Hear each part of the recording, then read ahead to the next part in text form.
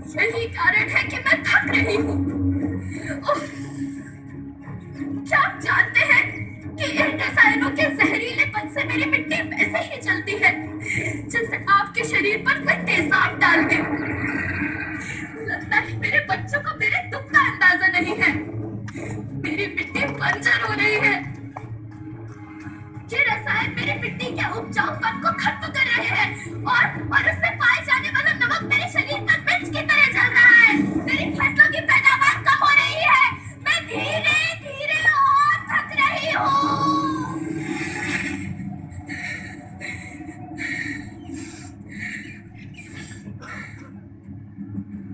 लेकिन लेकिन अब मुझे याद आता है कि पहले मैं बहुत सुंदर थी, बहुत प्रसन्न थी, हमेशा हंसती थी।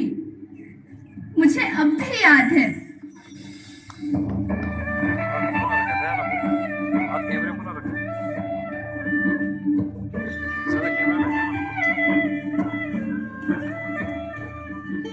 मैं तुम्हारी माँ सुंदर क्यों ना होती?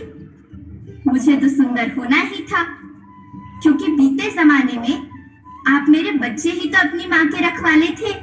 आप लोग प्राकृतिक खेती करते थे और फिर हमारी सभ्यता में तो प्रार्थना भी धरती कल्याण की है। ओम द्यौ शांति, अंतरिक्षः शांति, पृथ्वी शांति, औषधयः शांति, वनस्पतयः शांति। ओम शांति शांति। जंगल झरने पर्वत रखना इन्हें संभाल के, इनको रोना तुम न बचोगे धरती कहे पुकार के। बेमौसम की वर्षा होती कहीं पे मिट्टी बंजर बनती, बंजर मिट्टी और भी तपती धरती कहे पुकार के।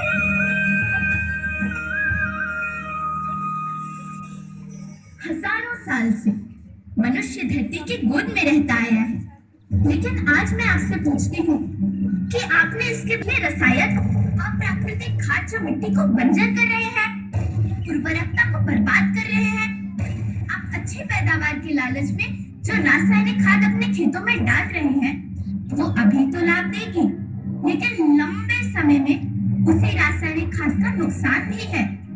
रासायनिक खाद जहर समान है और तो और फसलों में पानी की खपत भी बढ़ गई है, जिससे खेती की लागत बढ़ रही है और पानी का स्तर जमीन के काफी नीचे जा रहा है।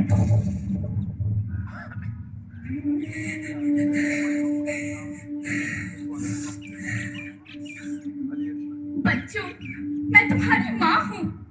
मैंने तुम्हें सुख से जीने के लिए पर्याप्त संसाधन दिए हैं, पर तुम्हारे लालच की पूर्ति के लिए नहीं दिए। ऐसा लगता है कि थोड़ी सी अधिक पैदावार और अपने लालच के लिए आप सब अपनी अगली पीढ़ी, अपने बच्चे के भविष्य के बारे में सोचना भूल गए हैं। सोचो, क्या तुम अपने बच्चों को ऐसे खेत देना चाहते हो जो बंजर हो?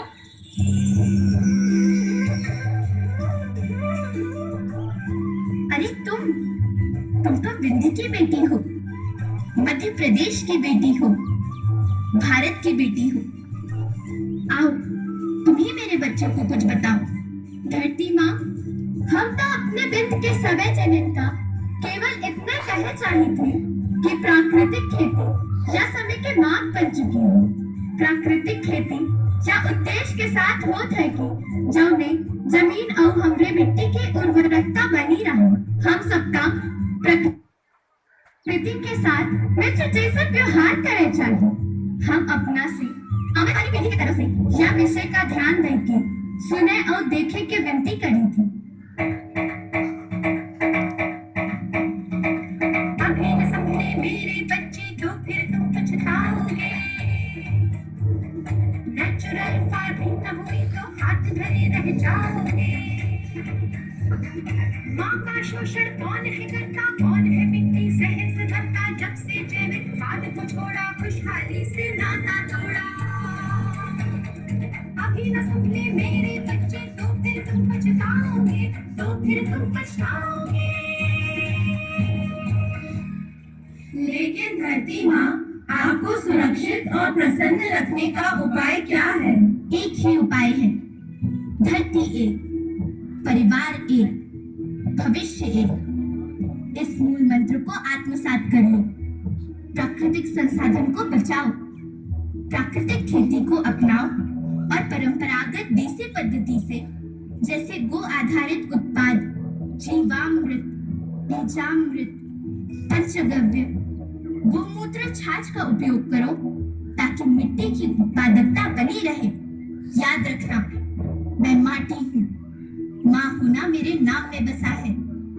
पोषण करने के लिए ही मैंने जन्म लिया है। करोड़ों सालों तक धरती पर सांसों की डोर आगे बढ़ाई। पेट भरा जब सबका, तभी मैंने संतुष्टि पाई। वो माँ हूँ मैं सबकी, जिसने जन्म न देकर भी जीवन संभव बनाया। अन्नदाता मेरे पुत्र किसान, तुमने ही तो इसमें मेरा साथ निभाया। दिन रात सींच पसीने से मुझको हर मुंह तक रोटी पहुंचाई। जब तुमने माथे मुझे लगाया, मैं हरियाली बनकर मुस्काई। मिट्टी बंजर होने से या धरती के नुकसान से किसी एक देश, एक द्वीप, एक समाज या एक धर्म का नुकसान नहीं है, बल्कि सभी का है, क्योंकि सभी आपस में बंधे हैं। धरती की श्रृंखला टूटी, माला टूटी, सब बिखर जाएंगे, सब खत्म हो जाएंगे।